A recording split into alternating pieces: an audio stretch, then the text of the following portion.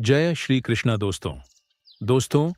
आज हम आपको एक बहुत ही महत्वपूर्ण कथा सुनाने जा रहे हैं। इस कथा के माध्यम से हम आपको यह बताएंगे कि इस संसार में सबसे बड़ा दान कौन सा होता है, जिसे करने से पूर्ण पुण्य की प्राप्ति होती है, और कैसे हम बुरे लोगों की पहचान कर सकते हैं। दोस्तों, इस कथा के माध्यम से आप जानेंगे कि बुरे लोगों की पहचान कैसे की जा सकती है। तो कृपया आप इस कथा को शुरू से अंत तक ध्यान से सुनिएगा, क्योंकि अधूरा ज्ञान मानव जीवन में अनेक कठिनाइयों का कारण बन सकता है। कथा आरंभ करने से पहले यदि आपने हमारे चैनल को अभी तक सब्सक्राइब नहीं किया है तो जरूर सब्सक्राइब करें, वीडियो को भी लाइक करें और अपने प्रियजनों के साथ भी शेयर करें। कमेंट बॉक्स में लिखिए जय श्री राधे कृष्ण। दोस्तों, एक बार भगवान श्री हरिविष्णु जी और माता लक्ष्मी जी क्षीर सागर में अपने आसन पर बैठे हुए थे। तब भगवान विष्णु जी ने देखा कि माता लक्ष्मी जी किसी गहन सोच में हैं। माता लक्ष्मी जी को गहन सोच में देखकर भगवान विष्णु जी मुस्कुराते हुए बोले, हे देवी, ऐसा प्रतीत होता है कि आज आप किसी गहन विचार में डूबी हुई हैं। आप निसंकोच होकर अपने प्रश्न पूछिए, हम आपके सभी प्रश्नों का समाधान अवश्य करेंगे।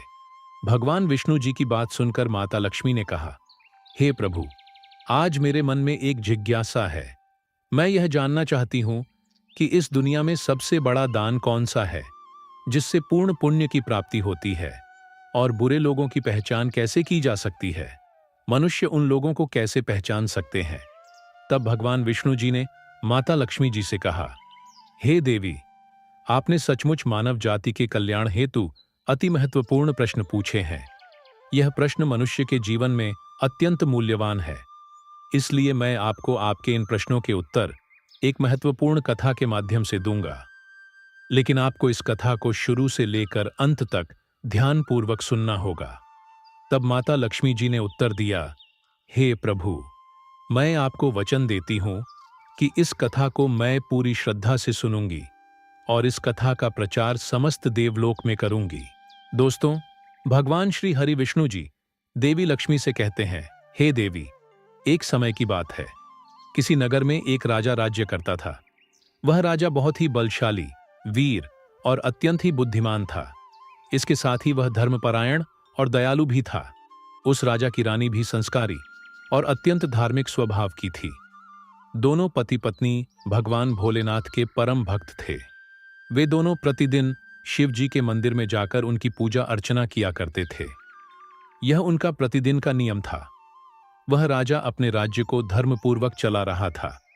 उसके राज्य में कोई भी व्यक्ति दुखी नहीं रहता था, बल्कि सारी प्रजा सुख और वैभव से संपन्न रहती थी। इसलिए पूरे नगर में हर तरफ खुशियां ही खुशियां बिखरी रहती थीं। वहां के जानवर भी एक दूसरे को कोई हानि नहीं पहुंचाते थे। यहां तक कि एक ही नदी में शेर और बकरी शांतिपूर्वक पानी पीते थे। ऐसे ही दिन बीत रहे थे। राजा की उम्र ढलती जा रही थी और उनके विवाह को भी कई वर्ष बीत चुके थे। लेकिन उस राजा को कोई संतान नहीं थी। हालांकि राजा इस बात को लेकर अधिक चिंता नहीं करते थे। वह निश्चिंत होकर अपनी प्रजा के सुख दुख का ध्यान रखते और प्रजा भी उसे अत्यधिक प्रेम और सम्मान देती थी। एक दिन की बात है, वह राजा हर रोज की तरह अपनी पत्नी के साथ भगवान शिव जी के मंदिर की ओर जा रहे थे। तभी अचानक उसने देखा कि सामने वाले घर में एक स्त्री झाड़ू लगा रही है। राजा और रानी जब उस स्त्री के घर के पास से गुजरे तो वह स्त्री उन्हें देखते ही अपना चेहरा फेरकर तेजी से घर के अंदर चली गई। उस स्त्री का ऐसा व्यवहार देखकर राजा और रानी को बिल्कुल भी अच्छा नहीं लगा। राजा उस समय अपनी रानी के साथ भगवान भोलेनाथ की पूजा करने के लिए मंदिर जा रहा था। इसलिए उसने उस स्त्री से कुछ नहीं कहा और सीधे मंदिर पहुंचकर भगवान शिव जी की पूजा अर्चना की। पूजा के बाद राजा अपनी रानी के साथ वापस महल लौट आया। लेकिन महल पहुंचने के बाद राजा ने अपने एक सैनिक को बुलाया और उसे आदेश दिया कि तुम जाओ और नगर के बाहरी क्षेत्र में रहने वाली उस स्त्री को अपने साथ महल ले आओ। ध्यान रखना, तुम उसे कुछ भी मत बताना कि क्यों बुलाया गया है। बस उसे तुम हमारे पास ले आओ। भगवान विष्णु जी कथा सुनाते हुए आगे कहते हैं, हे देवी, राजा का आदेश पाते ही वह सैनिक तुरंत ही उस महिला के घर पहुंचता है। उस समय महिला का पति भी घर पर नहीं था। फिर वह सैनिक उस स्त्री के घर के दरवाजे को खटखटाने लगता है और कुछ देर बाद वह महिला अपने घर का दरवाजा खोलती है। सामने राजा का सैनिक खड़ा देखकर वह महिला हैरान होती है और पूछती है, क्या हुआ? आप मेरे घर पर क्यों आए हैं? उस महिला की बात सुनकर राजा का वह सैनिक उससे कहता है, चलो मेरे साथ, महाराज ने तुम्हें राजमहल में बुलाया है। उन्हें आपसे कुछ बात पूछनी है। यह सुनकर वह महिला अपने मन में सोचती है, आखिर महाराज का आदेश है, इसे ठुकराया तो नहीं जा सकता। मुझे राज दरबार में जाना ही होगा। उसके बाद वह सैनिक उस स्त्री को अपने साथ लेकर राजमहल पहुंच गया। महल में पहुंचकर वह महिला राजा को प्रणाम करती है और कहती है, हे महाराज, आपने मुझे अचानक यहां राजमहल में क्यों बुलाया है? क्या मुझसे कोई गलती हो गई है? उस स्त्री की बात सुनकर राजा कहता है, तुम मुझे एक बात बताओ, आज सुबह जब मैं और मेरी पत्नी भगवान शिवजी के मंदिर जा रहे थे तो तुमने मुझे देखकर अपना मुंह फेर लिया और मुझे आते हुए देखकर तुम दौड़ते हुए अपने घर में चली गई। तुमने मुझे देखकर ऐसा दुर्व्यवहार क्यों किया? तब वह महिला निर्भीकता से राजा से कहती है, हे महाराज, आप भले ही मुझे मृत्युदंड दे दें तो भी मुझे कोई ऐतराज नहीं, परंतु मैं सच ही कहूंगी। आपके महल में बड़े बड़े विद्वान हैं, पंडित हैं। अगर मैं गलत बात बोलूं तो आप उनसे पूछ सकते हैं कि हमारे नगर में यह मान्यता है कि जो सुबह सुबह आपका चेहरा देख लेता है तो उस व्यक्ति का पूरा दिन खराब हो जाता है। क्योंकि आप संतानहीन हैं, अभी तक आपको संतान की प्राप्ति नहीं हुई है, इसी कारण मैंने आपका मुंह देखकर अपना मुंह फेर लिया था और अपने घर के अंदर चली गई थी। उस महिला की ऐसी बात सुनकर राजा आश्चर्य में पड़ जाता है। वह अपने मन में सोचता है कि यह महिला तो बिल्कुल सत्य कह रही है। यदि किसी नगर के राजा को संतान नहीं हो तो यह उसकी प्रजा के लिए बिल्कुल भी शुभ नहीं माना जाता। उसके बाद राजा उस महिला को वापस अपने घर जाने की अनुमति देता है। फिर राजा अपने मन में यह विचार करने लगता है कि अब मुझे भगवान शिवजी के मंदिर में जाकर संतान प्राप्ति के लिए यज्ञ करना चाहिए। ऐसा सोचकर वह राजा अपने कक्ष में लौटकर रानी से कहता है, हे प्रिय, हमारे नगर के लोग हमारे चेहरे को देखना भी पसंद नहीं करते हैं, क्योंकि हमारे पास अभी तक कोई संतान नहीं है। इसलिए हमें भगवान शिवजी के मंदिर में जाकर संतान प्राप्ति का यज्ञ करना चाहिए। हम भगवान भोलेनाथ के मंदिर में चलते हैं और भगवान शिव से प्रार्थना करते हैं कि वे हमें पुत्र प्रदान करें। राजा की बात सुनकर रानी भी उसकी बात मान लेती है। फिर राजा और रानी दोनों भगवान शिवजी के मंदिर पहुंचते हैं और भगवान शिवजी की पूजा करके संतान प्राप्ति के लिए यज्ञ का आयोजन करते हैं। भगवान विष्णु जी कथा सुनाते हुए आगे कहते हैं, हे देवी, पुत्र प्राप्ति के लिए राजा और रानी ने यज्ञ का आयोजन किया, लेकिन यज्ञ संपन्न होने के बाद भी उन्हें संतान की प्राप्ति नहीं हुई। यज्ञ के निष्फल होने से राजा अत्यंत निराश हो गया। यज्ञ का आयोजन करने वाले पंडित जी भी सोच में पड़ गए। पंडित जी ने मन ही मन सोचा, अब तक जितने भी यज्ञ मैंने किए हैं उनमें से कोई भी यज्ञ आज तक विफल नहीं हुआ है। इसका अर्थ यह है कि शायद इस राजा के भाग्य में ही खोट है और ऐसा प्रतीत होता है कि ईश्वर ने इस राजा के भाग्य में संतान का योग नहीं लिखा है। इसलिए संतान प्राप्ति का यज्ञ करने के बाद भी उसे संतान की प्राप्ति नहीं हुई। राजा हर संभव प्रयास करके थक चुका था और अब वह गहरे निराशा में डूबा रहता था। वह दिन रात संतान की कमी के बारे में सोचता और चिंता में खोया रहता था। एक दिन सिंहासन पर बैठे बैठे राजा को अचानक एक बात याद आती है कि दूसरे नगर के वन में एक महात्मा जी निवास करते हैं, जिनकी ख्याति दूर दूर तक फैली है। राजा के मन में विचार आता है कि शायद उन महात्मा के पास मेरे इस कष्ट का कोई समाधान हो। अगर मैं उनके पास जाऊं तो संभवतः वे मुझे पुत्र प्राप्ति का कोई उपाय बता सकें। मुझे उनके पास जाना चाहिए। अपने मन में यह निर्णय लेकर राजा तुरंत अपनी रानी के पास जाता है और उससे कहता है, हे प्रिय, दूसरे नगर के वन में एक महान तपस्वी और ज्ञानी महात्मा जी रहते हैं। मुझे लगता है कि हमें उनके पास जाना चाहिए। हो सकता है कि वे हमें पुत्र प्राप्ति का कोई मार्ग सुझा दें। फिर रानी भी राजा की इस बात से सहमत हो गई। रानी ने कहा, हे स्वामी, आपकी बात बिल्कुल सही है। हमें महात्मा जी से अवश्य मिलना चाहिए।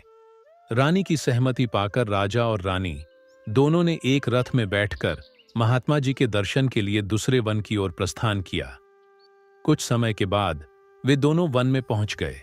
रथ से उतरकर राजा और रानी दोनों जंगल के भीतर जाने लगे। ऊंचे नीचे रास्तों से गुजरते हुए वे महात्मा के आश्रम की ओर बढ़ने लगे। भगवान विष्णु जी कथा सुनाते हुए आगे कहते हैं, हे देवी।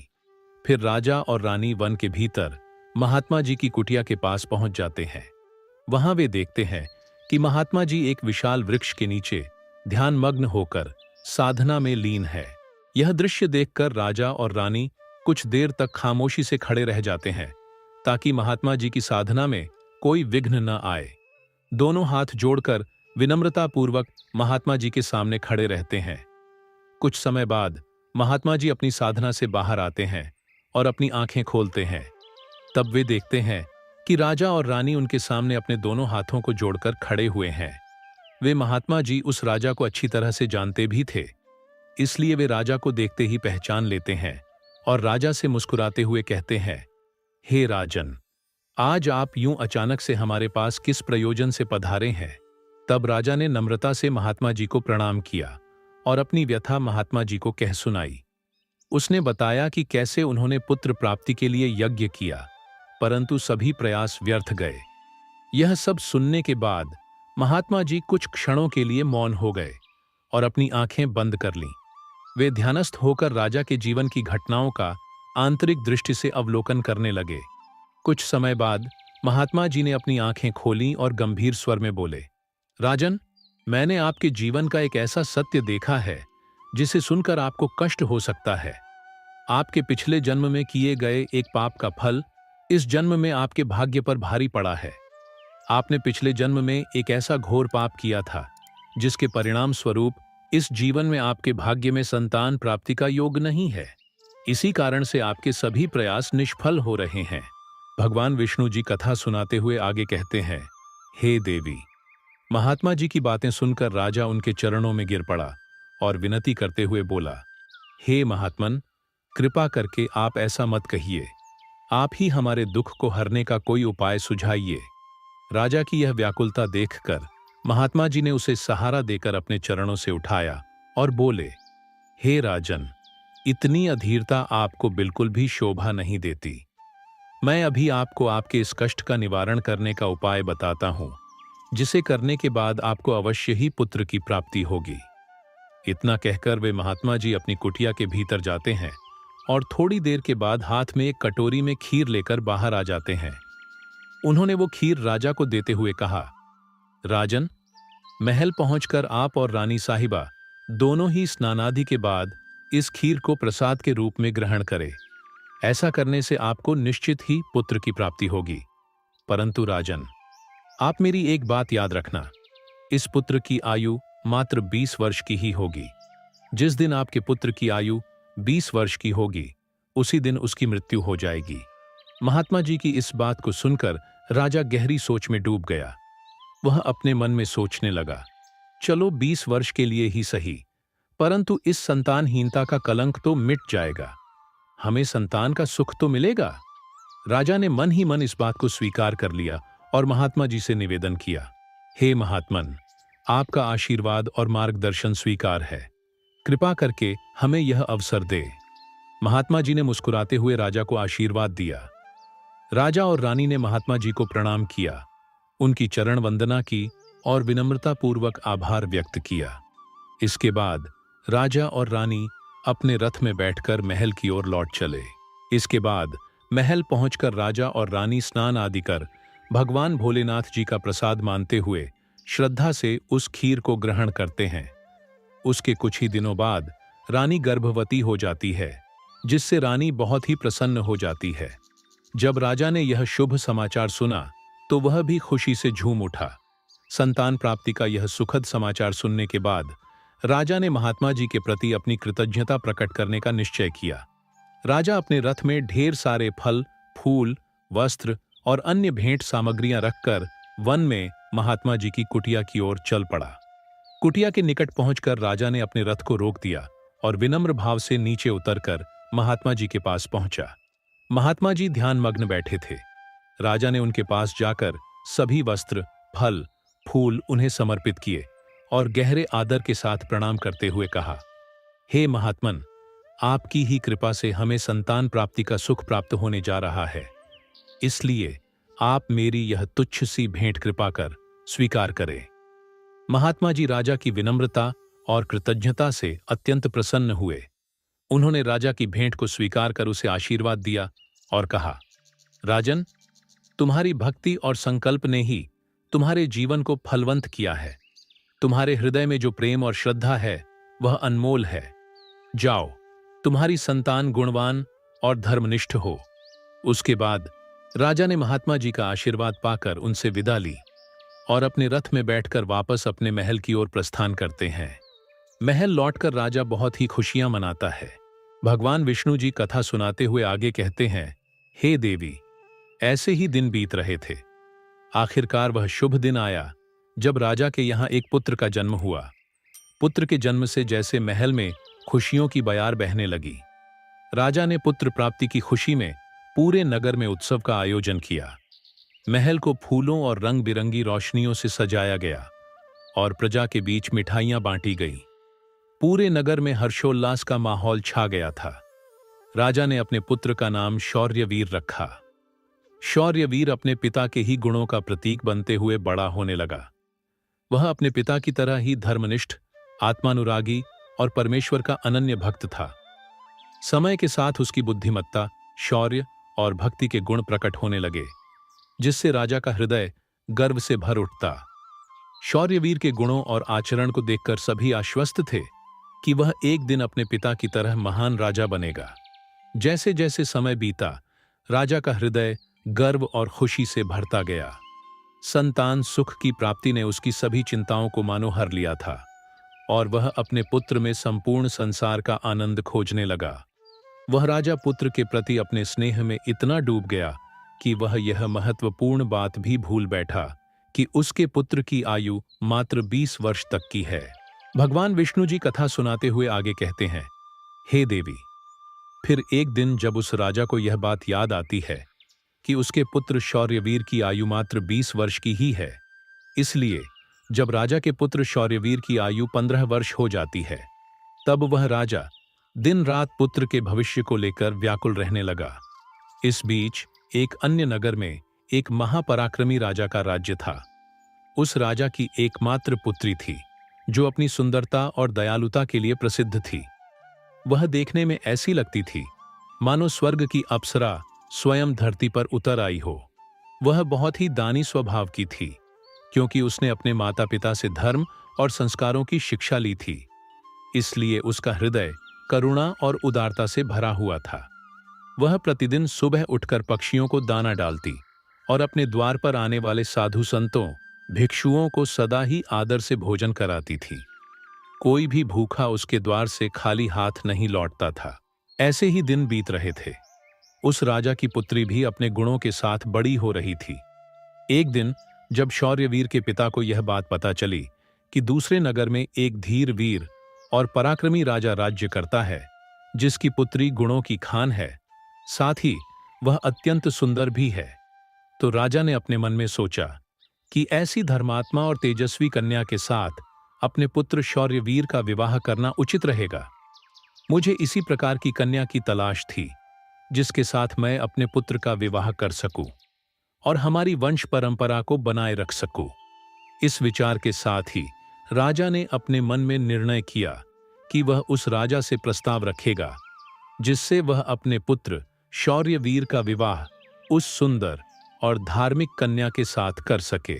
भगवान विष्णु जी माता लक्ष्मी से कहते हैं, हे देवी।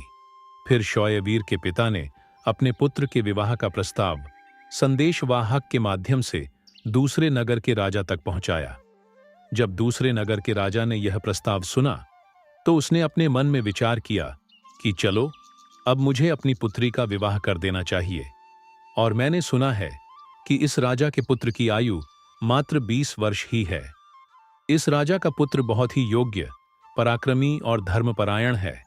भले ही उसकी आयु का भविष्य अनिश्चित हो, इसलिए अगर उसके यहाँ कोई पुत्र पैदा हो गया तो उसका वंश आगे बढ़ता रहेगा। जिससे मेरी पुत्री भी अपनी संतान के साथ सुखी रहेगी। इन विचारों को मन में संजोए हुए उस राजा ने शौर्यवीर के विवाह प्रस्ताव को सहर्ष स्वीकार कर लिया। फिर कुछ ही दिनों के भीतर शुभ मुहूर्त में शौर्यवीर का उस राजकुमारी के साथ विवाह हो गया। वह राजकुमारी न केवल सुंदर थी, बल्कि बहुत ही दयालु स्वभाव की थी। उसने अपने बचपन से ही यह नियम अपनाया था कि जब तक वह किसी भूखे या असहाय प्राणी को भोजन नहीं करवाती, तब तक वह स्वयं भोजन ग्रहण नहीं करती। उसके माता पिता ने उसे सेवा और दान की भावना सिखाई थी और उसने उसे अपने जीवन का अटूट हिस्सा बना लिया था। विवाह के पश्चात राजकुमारी का यह नियम उसके ससुराल में भी जारी रहा। हर सुबह वह महल के द्वार पर जाकर जरूरतमंद लोगों को भोजन करवाती और अपने हाथों से उन्हें अन्न दान करती। उसकी यह दया भावना देखकर महल के सभी लोग उसका बहुत सम्मान करने लगे थे। धीरे धीरे ऐसे ही समय गुजर रहा था और हर गुजरते दिन के साथ शौर्यवीर की उम्र भी बढ़ रही थी। राजा और रानी इस बात को लेकर मन ही मन चिंतित रहते कि उनका पुत्र अब अपने जीवन के अंतिम समय की ओर बढ़ रहा है। उन्हें महात्मा की वह भविष्यवाणी हमेशा याद रहती कि शौर्यवीर की आयु केवल 20 वर्ष ही होगी। इस दुखद सत्य को केवल राजा और रानी ही जानते थे। उन्होंने यह बात किसी और को नहीं बताई थी, ताकि महल में कोई चिंता का माहौल न बने। जैसे जैसे शौर्यवीर की आयु 20 वर्ष की ओर बढ़ती जा रही थी, राजा और रानी के दिल की धड़कनें तेज हो जातीं। अपने पुत्र के प्रति उनका प्रेम और मोह इतना अधिक था कि वे चाहकर भी इस चिंता से मुक्त नहीं हो पाते थे। भगवान विष्णु जी कथा सुनाते हुए आगे कहते हैं, हे देवी, फिर वह दिन भी आ जाता है जब शौर्यवीर के जीवन के मात्र 3 दिन शेष रह जाते हैं। राजा और रानी का दिल भारी हो जाता है। राजा बार बार अपने मन में सोचने लगा कि अब मैं क्या करूं? मेरा पुत्र 3 दिन बाद मुझसे हमेशा के लिए दूर हो जाएगा। क्या कोई ऐसा उपाय नहीं है जिससे मैं उसे बचा सकूं? रानी भी इस दुख से भरी थी और हर पल अपने पुत्र के जीवन की कल्पना करती रहती। इसलिए उनके पुत्र मोह ने उन्हें बीमार और कमजोर बना दिया था। दोनों इतने दुखी थे कि अब उन्होंने भोजन करना भी छोड़ दिया था, परंतु अपनी पीड़ा को उन्होंने किसी के सामने प्रकट नहीं किया। वे नहीं चाहते थे कि महल के लोग उनके पुत्र की मृत्यु की बात सुनकर दुखी हों और चिंता में पड़ जाए। फिर वह आखिरी दिन भी आ पहुंचा, जिस दिन शौर्यवीर की आयु पूरी होनी थी, उसकी मृत्यु होनी थी। फिर उस दिन जैसे ही सुबह हुई, राजा और रानी अपनी चिंता और दुख से व्याकुल होकर भगवान भोलेनाथ के मंदिर में बैठकर उनकी पूजा अर्चना में लग गए।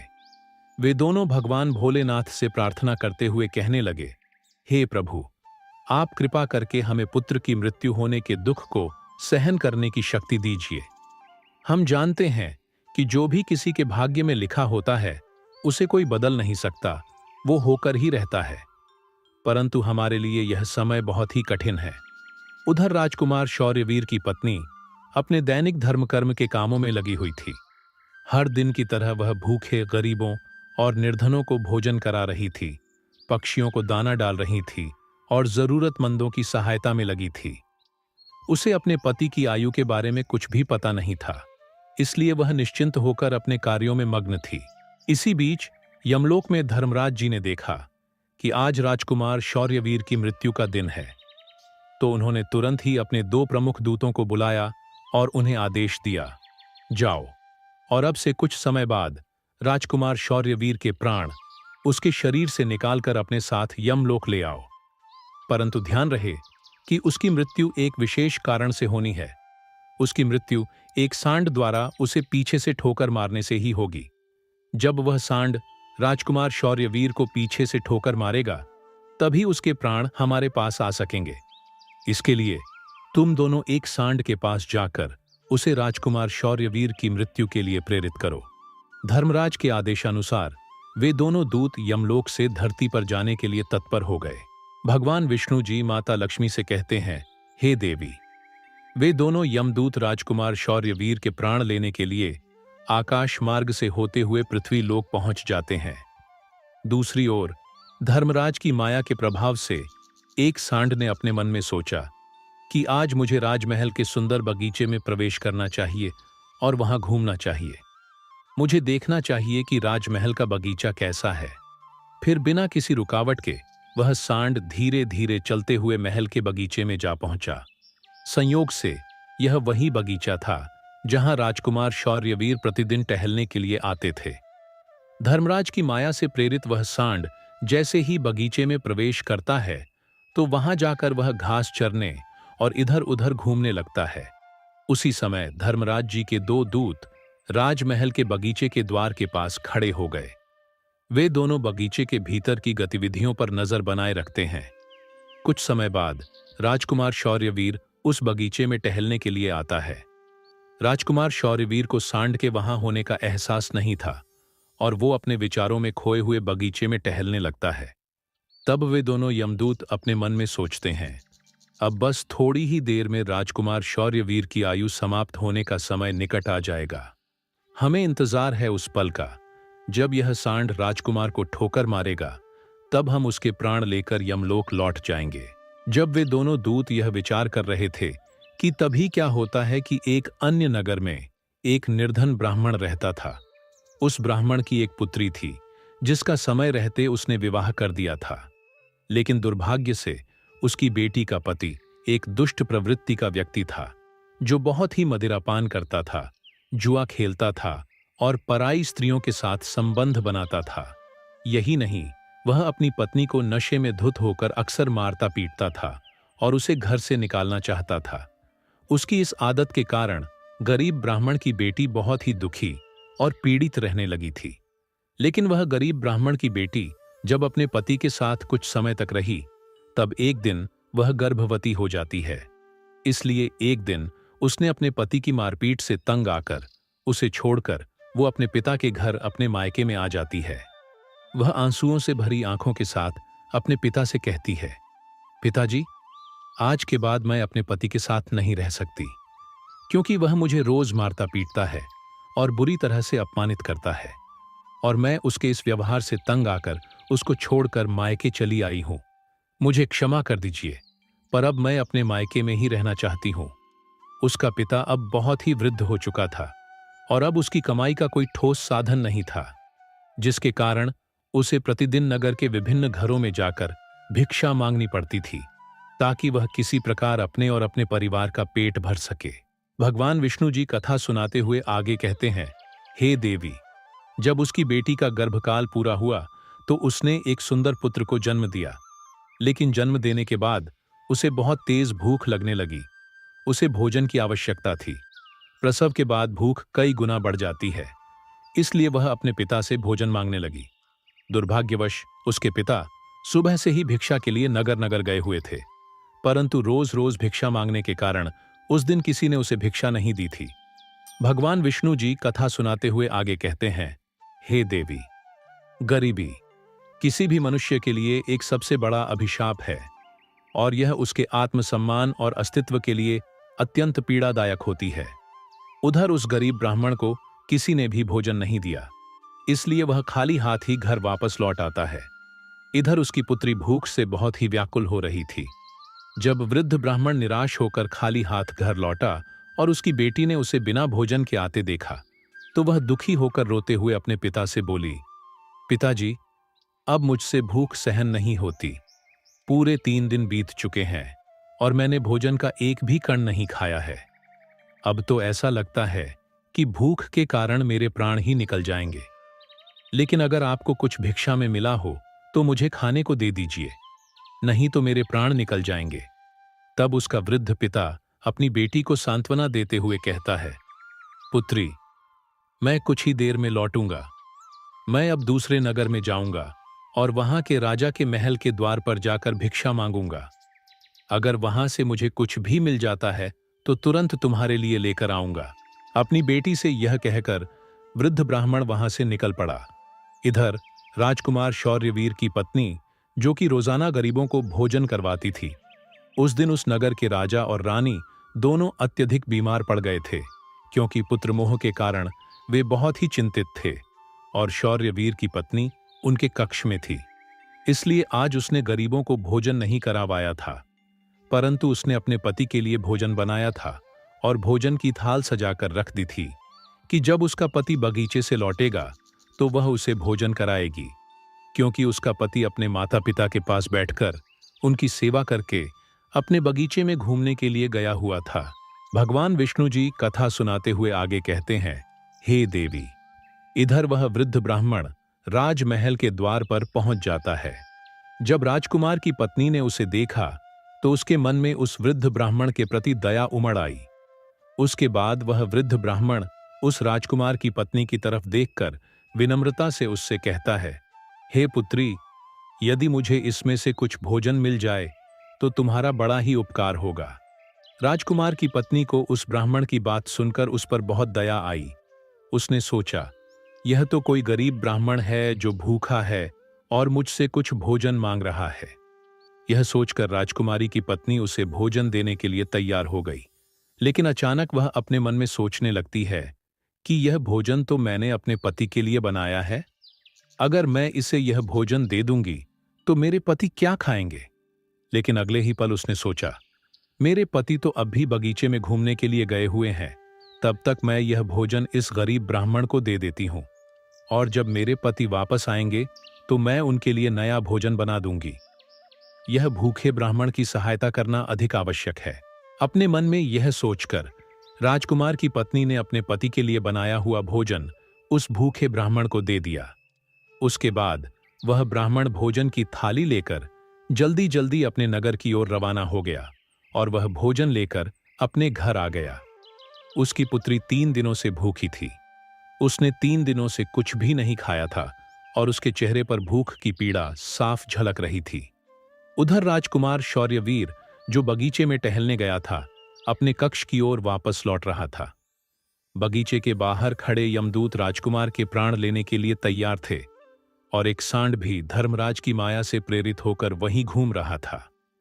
वे दोनों यमदूत मन में सोच रहे थे कि बस अब कुछ ही पल बाकी है और जैसे ही सांड राजकुमार को पीछे से ठोकर मारेगा, हम राजकुमार के प्राण हर लेंगे और यमलोक लौट जाएंगे। भगवान विष्णु जी माता लक्ष्मी से कहते हैं, हे देवी।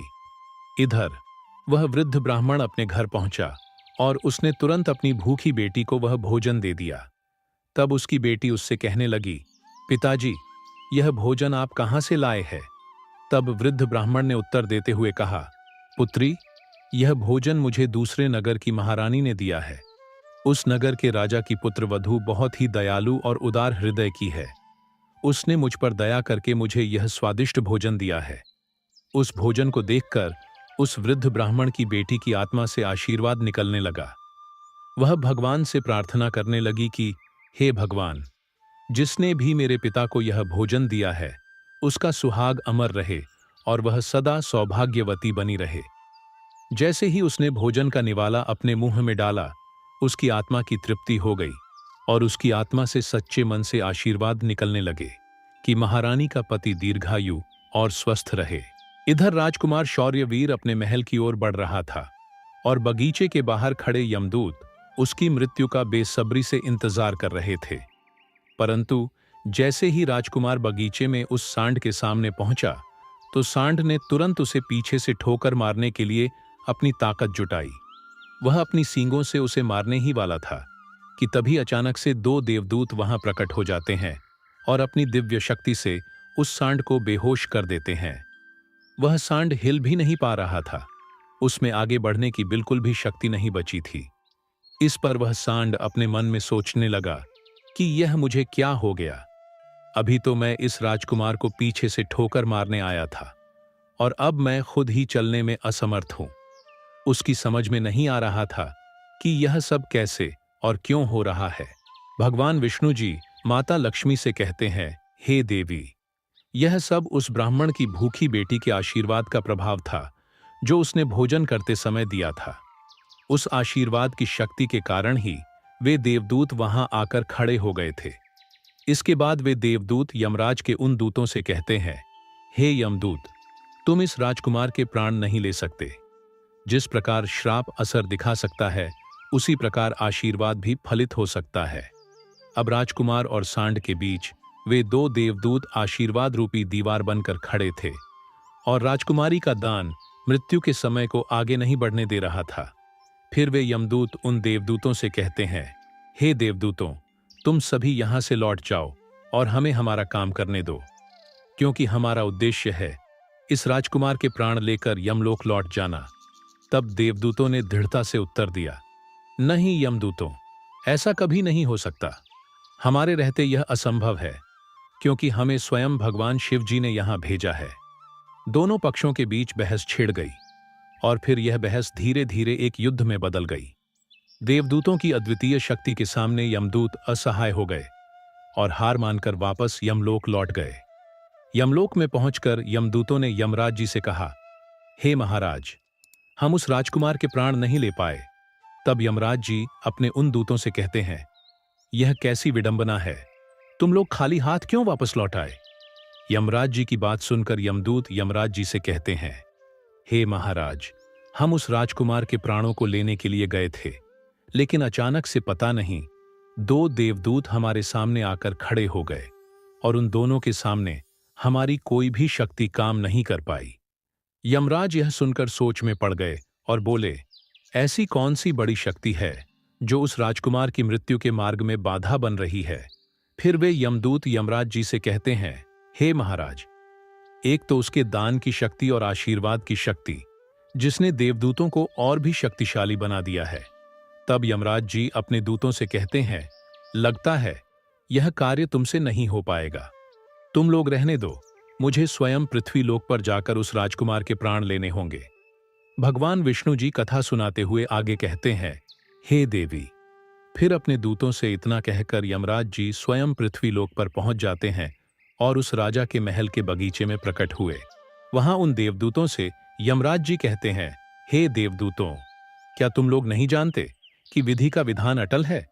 जब किसी की आयु पूरी हो जाती है तो उसे यमलोक जाना ही होता है, और इस राजकुमार की भी आयु अब पूर्ण हो चुकी है, इसलिए मैं इसके प्राण लेने आया हूं। तब देवदूतों ने यमराज से कहा, हे प्रभु, आप हमें बताइए कि ब्रह्मा जी और विष्णु जी तक को भी श्राप का प्रभाव सहना पड़ा था। यदि श्राप का मान रखा जा सकता है तो क्या आशीर्वाद का मान नहीं रखा जा सकता? इस राजकुमार को भूखे को भोजन देने का आशीर्वाद प्राप्त है।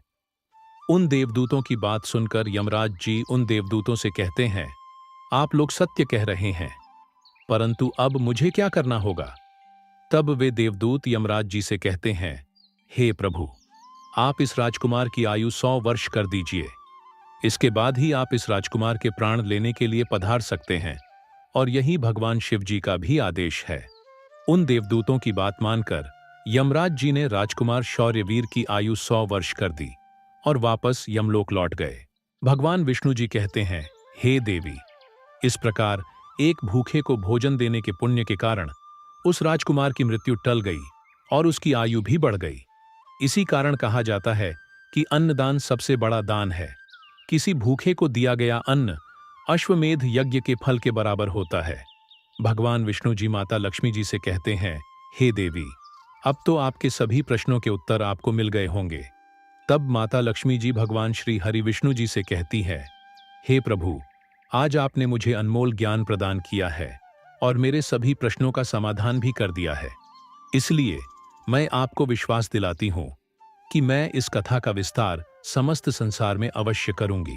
तो दोस्तों, आशा है यह कथा आपको जरूर पसंद आई होगी। अगर आपको यह कथा अच्छी लगी हो तो वीडियो को लाइक और चैनल को सब्सक्राइब अवश्य करें।